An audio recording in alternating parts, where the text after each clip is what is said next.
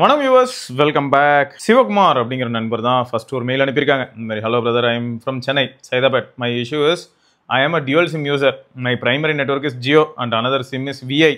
Recent days they are telling VI is going to shut down.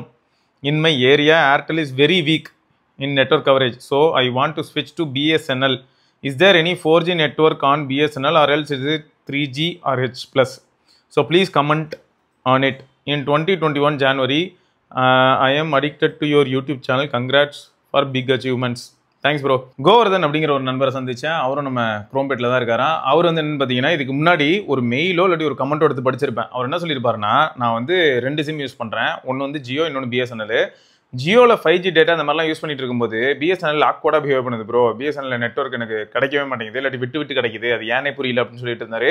இப்போ அவரே ஒரு experiment பண்ணியிருக்காரு. எப்படின்னு பார்த்தீங்கன்னா, ஜியோவில் வந்து மொபைல் டேட்டா அந்த மாதிரியான விஷயங்கள் எல்லாம் ரீசார்ஜ் பண்ணாமல் பிஎஸ்என்எல்ல ரீசார்ஜ் பண்ணி இப்போ யூஸ் பண்ணிட்டு இருக்காரு.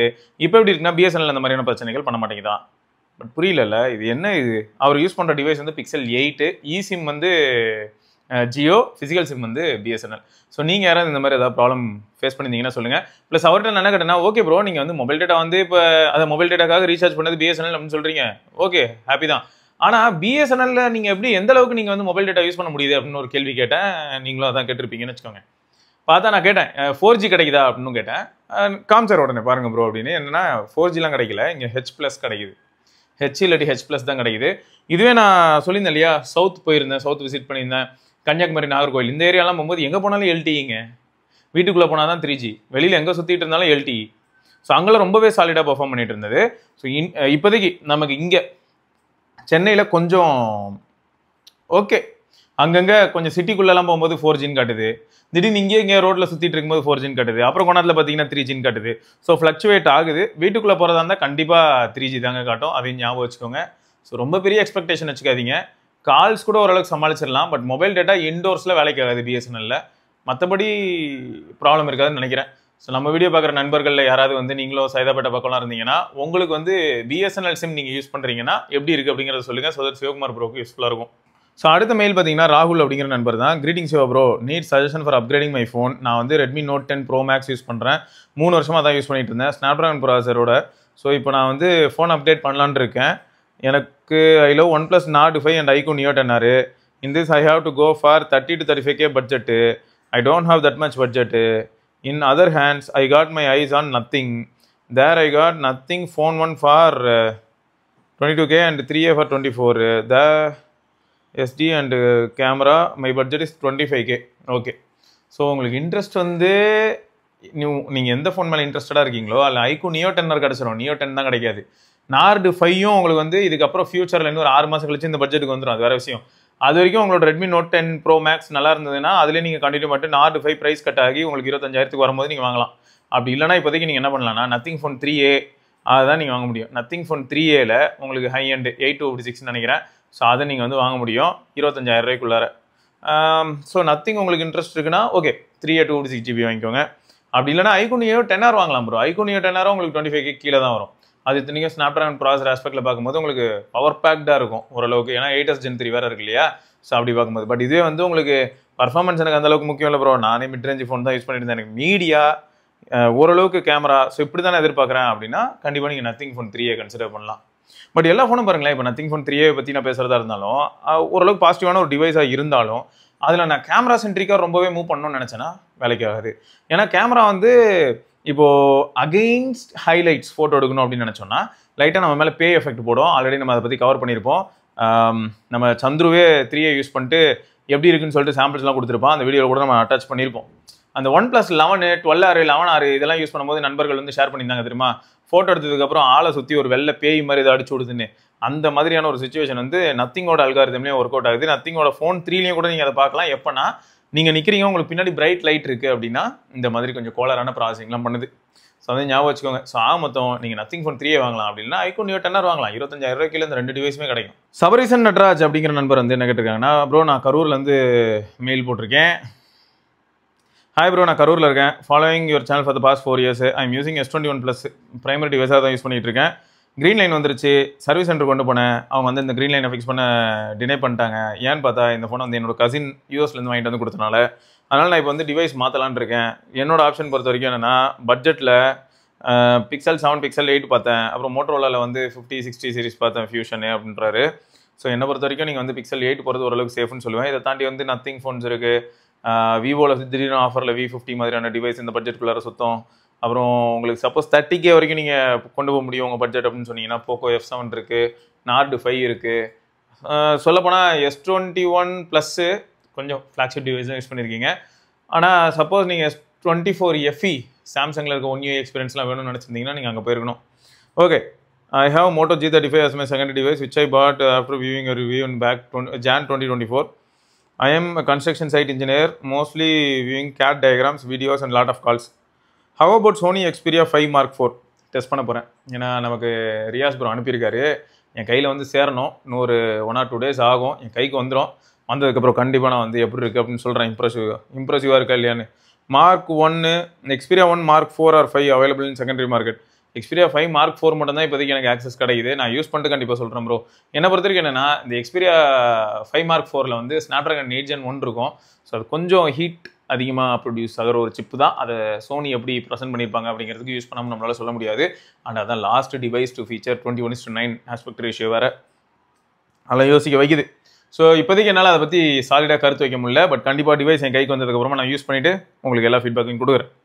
ஈஸ்வர் அப்படிங்கிற நண்பர் வந்து OnePlus Pad 3க்கு ரிவ்யூ கொடுத்துருக்காங்க. எக்ஸ்டெண்டட் ரிவ்யூ என்னன்னா, hi Siva bro, Gautham bro, yes best team, bought this OnePlus Pad 3 in a month of September.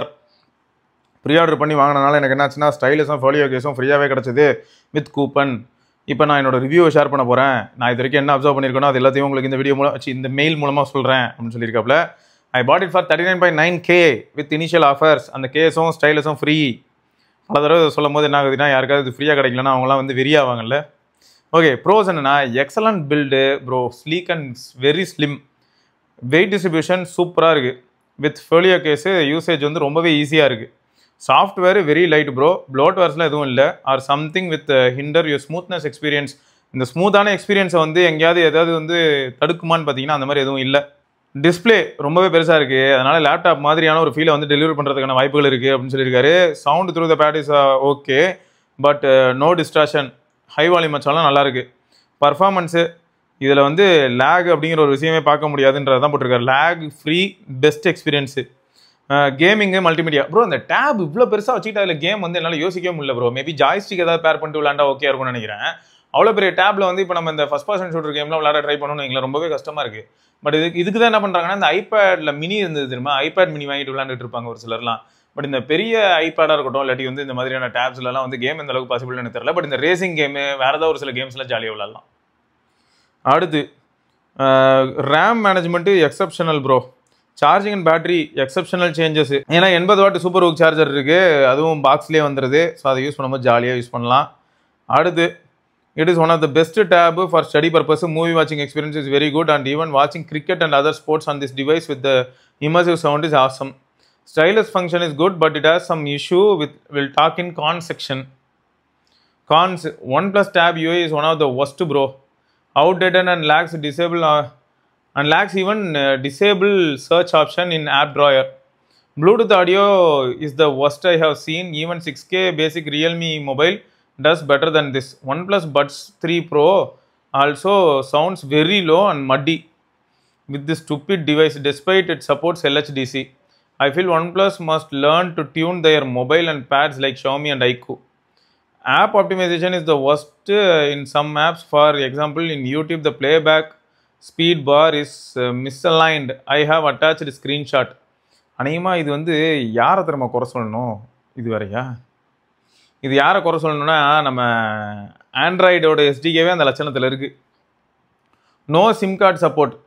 இன்னொன்று என்னென்னா, அதான் ப்ரோ, ஆண்ட்ராய்டில் ஆப்பை பொறுத்த வரைக்கும் பார்த்தீங்கன்னா, இப்போது ஐஃபோன்லேயே இருக்கட்டும் இல்லாட்டி ஐபேட்லேயே இருக்கட்டும் யூனிவர்சலாக இருக்கும் ஆஸ்பெக்ட் ரேஷியோ. ஸோ அதனால் ஆப் டெவலப் பண்ணிட்டு அதை ஸ்கேல் பண்ணும்போது ரொம்ப ஈஸியாக இருக்கும். பட் ஆண்ட்ராய்டில் என்ன ஒரே மாதிரியாக இருக்குது, ஒவ்வொருத்தரும் ஒவ்வொரு மாதிரியான ஆஸ்பெக்ட் ரேஷியோ மெயின்டைன் பண்ணுறாங்க. 16:9 இன்னும் கூட உயிரோடு இருக்குது, 18.5:9 இருக்குது, 18:9 இருக்குது, 19.5:9 இருக்குது, 20:9 இருக்குது, 21:9 இருக்குது. அப்போ இது எல்லாத்துலேயுமே ஆப் வந்து கரெக்டாக ஆப்டாக ஒர்க் ஆகணும். இதை தாண்டி டேப்லெட் யூஐ அது இன்னும் கோளாராகவே இருக்குது. டேப்லெட்டோட உங்களுக்கு ஆஸ்பெக்ட் ரேஷியோ 4:3 இருக்கும். ஸோ ரொம்பவே கன்ஃபியூஸ் பண்ணுது. சில டேப் பார்த்தீங்கன்னா 16:10 இருக்கும். ஸோ அதனால் ஆண்ட்ராய்டில் கொஞ்சம் இந்த ஏரியாவை மட்டும் அவங்களால வந்து இன்னும் அவங்களால ஒரு சொல்யூஷனே கொண்டு வர முடியல. ஏன்னா இப்போ அவங்க ஃபோர்ஸ் பண்ணாங்கன்னு வைங்களேன், இந்த ஆஸ்பெக்ட் ரேஷியோ இந்த மாதிரியான பிபிஐ தான் இருக்கணும்னு ஃபோர்ஸ் பண்ணால் அப்புறம் என்ன ஆகிடும்னா சுதந்திரம் பறிப்போச்சு அப்படின்ற மாதிரி சொல்லுவாங்களே. அது ஓப்பன் சோர்ஸ் பேஸ்டு தான் ஆண்ட்ராய்டுங்கிறது தான் அது வந்து ரொம்ப இவ்வளோ தூரம் தூக்கி பிடிக்க ஒரு விஷயமா இருக்கும்போது திடீர்னு குறுக்கால வந்து இந்த மாதிரி நிறைய கண்டிஷன்ஸ் போட்டாங்கன்னு வைங்களேன், ஆட்டோமேட்டிக்காக வந்து என்ன ஆகும்னா மக்கள் வந்து அது வெறுக்க ஆரம்பிக்க வாய்ப்பு இருக்குது. Okay, no SIM card support. இப்போ they should have given a eSIM support. Most people using this for gaming and video calls. Business people every time they can't carry Wi-Fi device. This device is waste bro. Or else this device is waste. அது மாதிரி எதுவும் இல்லைன்னா ஒன்றுமே இல்லை.